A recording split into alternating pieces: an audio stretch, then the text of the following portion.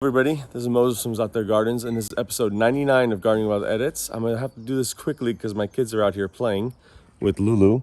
But the first bloom of the year for 2022, 2 years ago plus, it's always been all-in-one almond. Then, the past 2 years, last year at least, it has been the Flavor Delight Aprium, and now, the first bloom of 2022 is a Dapple Dandy Pluot.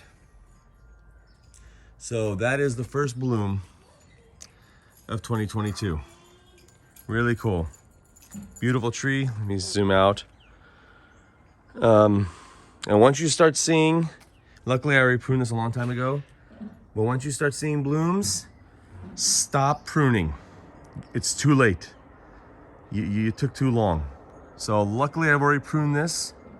But if I hadn't pruned it yet, I couldn't touch it till the blooms were pollinated, because if you start pruning after they've opened, you might stress the tree out and it could just drop all its flowers.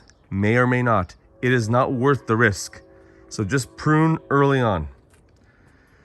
Okay, let's get back. Look at that sunset. And look at that Lulu right there. Happy gardening, everybody. Let's have a good 2022 gardening season at least.